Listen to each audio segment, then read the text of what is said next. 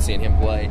And then I tried to play guitar. My dad bought me a guitar, and he had an acoustic, and I was too young at the time to make bar chords, and it was a big John Denver model Guild acoustic, and it was like this huge neck on it. So I was like, man, I got frustrated. So I started playing drums. He sold a guitar to buy my first drum set. He was like, "Do you want a car or do you want a drum set?" I'm like, "I want a drum set, dude. Of course, man. I can walk, you know." And no, it was cool. I started really playing when I was probably 14 when I really sat down and started playing. And Chris, our lead singer, we went to kindergarten with each other. So I remember in 8th grade we had a talent contest at school, and I brought my drums and just got up there and like beat on them. I didn't know what I was doing, you know. And he came up to me and he was like, "Hey man, it's like my dad's gonna give me a guitar." And I was like, "Oh cool, dude." He's like, "We should jam." And I'm like, "Yeah." I'm like, "I don't even know what that means, but I'm like, we should definitely do that." So we got together at my dad and uncle's practice house, and it's a little small shack on my grandparents' farm, and they rehearsed there when they were a band called Itchy Brother back in the 70s. So and up through the Kentucky Headhunters band too. So just years and years, just sitting down there and you know, jamming, and then of course John, our bass player, met him when we were in middle school. And Ben came later when we were in high school. So we all just jammed in this house, man. Kind of like you were talking about with your drum, you know, the drum shack you guys had.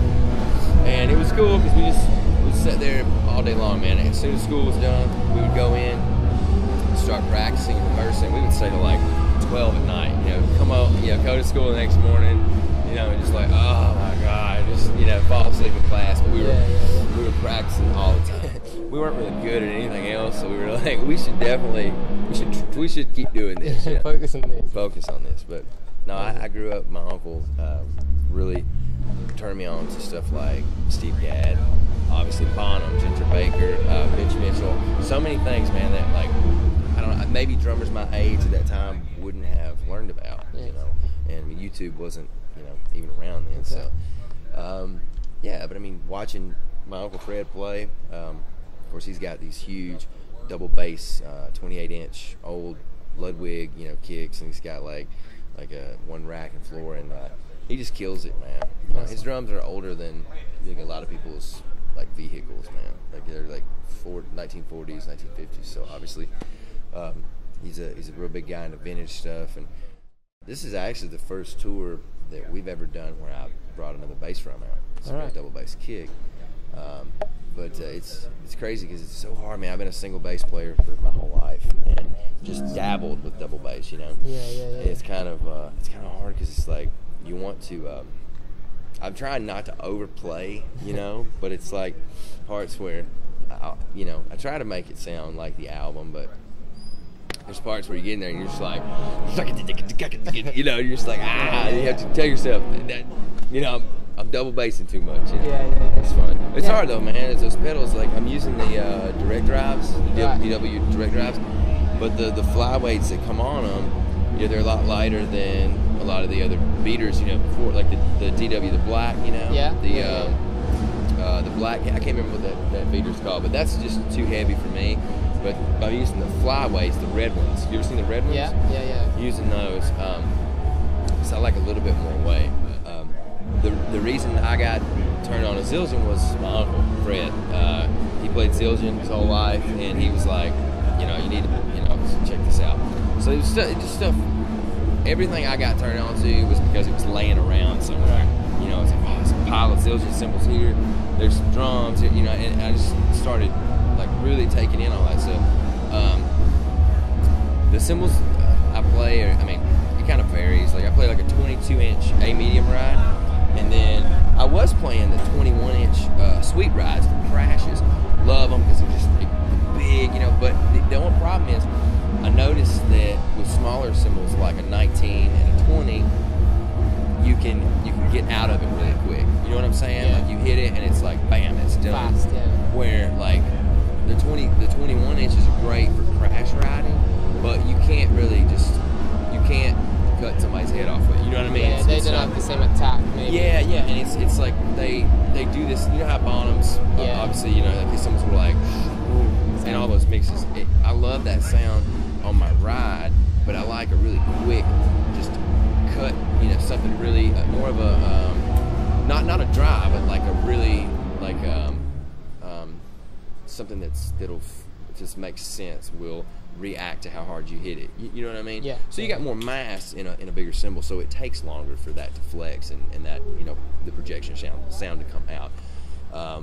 Use like right now I'm using 20-inch Rezos, and I've got like a 19. Sorry, man, I keep scratching my nose. A 19.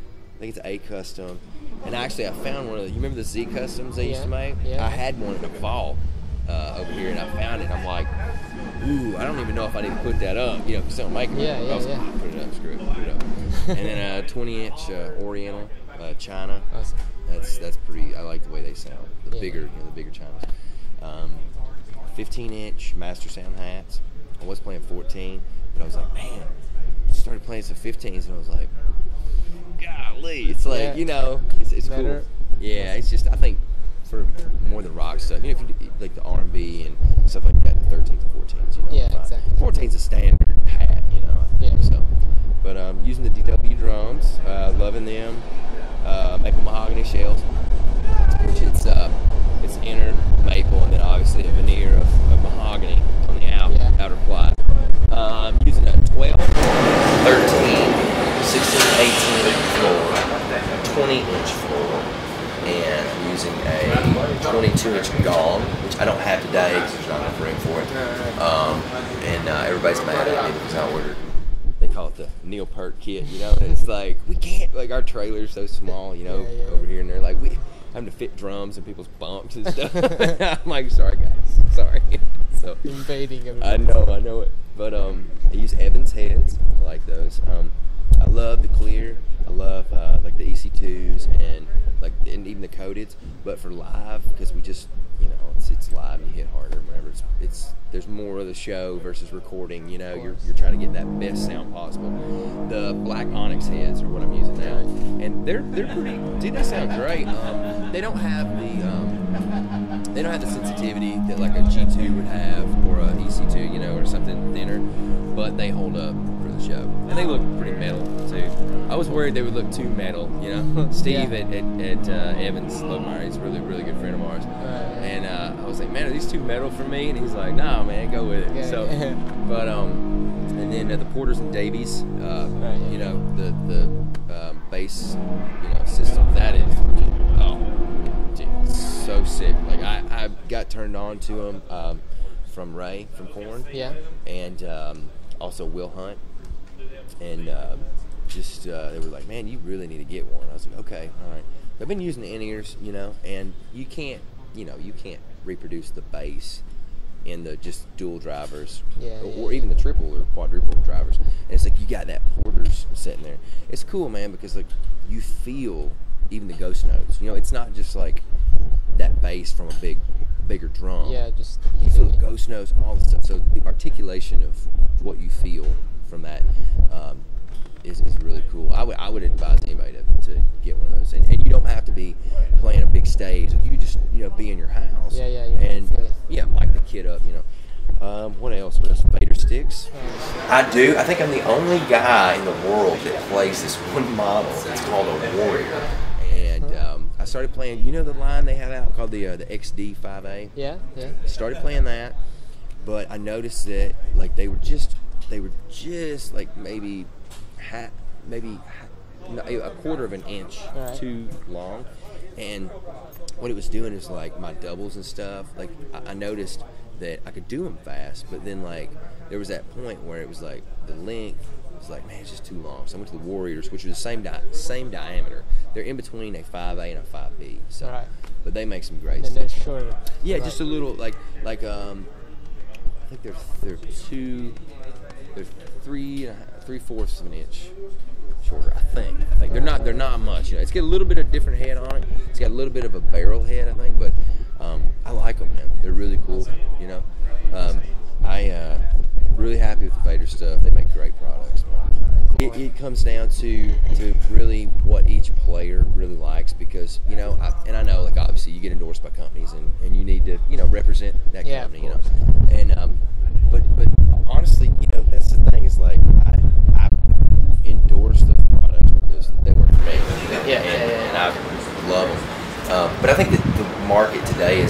so many. There's not a lot of room for error with companies that make music products because people are getting, the consumer is very smart, and you have to make a really good product. So I think it makes all the companies really have to really make great things. Exactly. You can't have a company that makes stuff that medium quality, and they're not going to be around. Exactly. Yeah. So all your companies are making good stuff, man. Awesome. The business part, man, I hate that part. But no, there's a lot of, in our band we have 4 guys who really we constantly, if it's t-shirts or if it's if it's the financial side, if it's the where are we playing, our tour schedule, organizing. There's so much. There's people. Even when I was younger, I didn't realize. I had a father and uncle that were in the music business. I didn't realize how hard it is to get everything together. But I try to do a lot of practicing on a pad. It's hard to just play a full kit. But we're very fortunate where my dad and uncle practice house. We go there.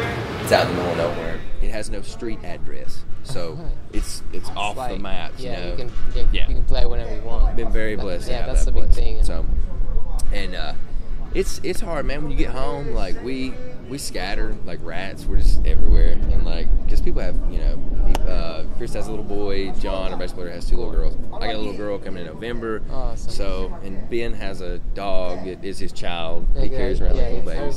Everybody's got priorities, man. Yeah. But I try to really practice a lot. I was in drum line when I was in high school, and Chris and John were too. We were in the same drum line, and I think a lot of that mentality of discipline and even though it sucks, but standing at attention still, that discipline is at the time I was like, man, this is so. You're standing there and you're just this is so stupid. Why are we doing this? But it's I think it kind of trains you to have a little bit more discipline to play your instrument, And I tell you what, I actually started teaching drum lessons 2 years ago, and I was working with older guys, I was working with younger kids, and it really helped me get back into doing all those rudiments that we did in high school, And it's fun, man. I think rudiments are one of the things that you don't a lot of people get into playing drums and they're just it's all about just playing, and that's great. That you need that creative side, but I think rudiments are one of the things that they bridge the gap of where you're.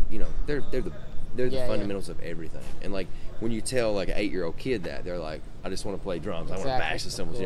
But it is, man. If you think about it, it's paradiddles allow you to. It's so. For me, paradiddles and flams are one of the best ever. And it just allows you to be over here and have an open arm over here. Your mind processes. It will translate what you have in your mind in your hands. It does. It does. And the random cues and all that. Nerd stuff, nerd drum stuff. Exactly. But it's important. It really is. Well, I think we have a very special situation because there's not a one guy who's the focal point of the band. It's 4 guys, and we're very much all equal, and we take responsibility of everything together. We put our heart into this, so it's this is the center, this is the nucleus of everything.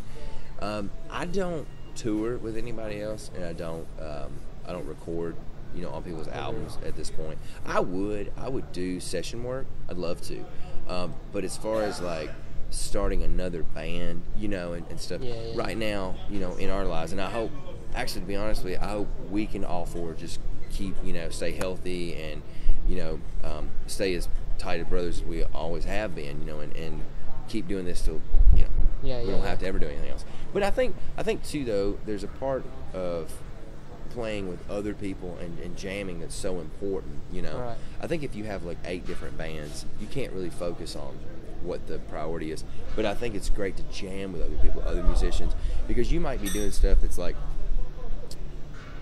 you might be doing sambas and rumba claves and sitting around doing all these great bossa nova beats, but then you go to a rock band and you're your head is totally spun. You know what I'm saying? Yeah, yeah. Like still me, learn a lot of language. Yeah, different musical languages. If you're jamming funk or you know, something like that, and you go into like a country band, you know, it's like it's totally opposite. You know, and that's cool. I think when you jam with different musicians and you learn things that you have to be open-minded. I think, especially for a drummer too. I think drummers do need to jam with a lot of people.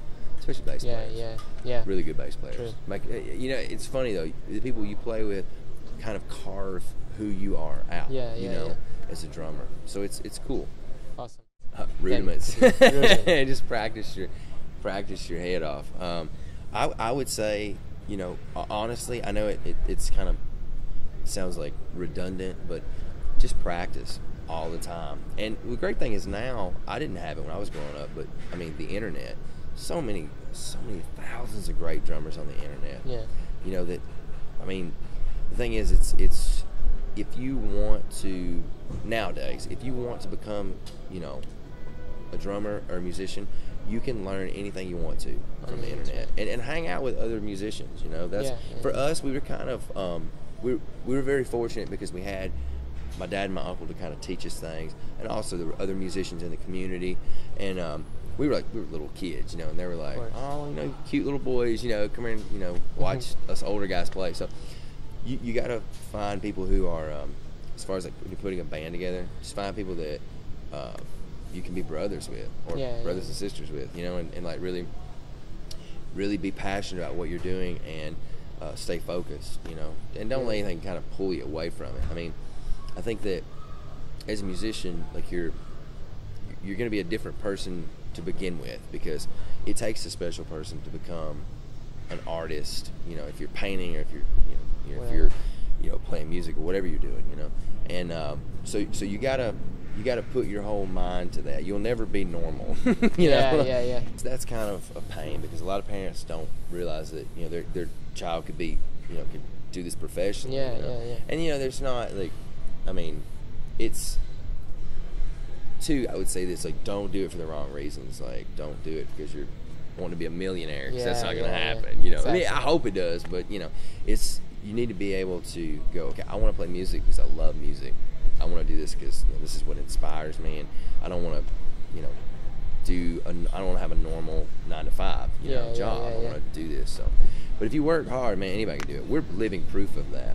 You know, 4 dudes from the middle of nowhere in farmland, Kentucky. I mean, we're sitting in Italy, so and two, awesome. I mean, you just gotta get with people that are really passionate, you know, about playing music.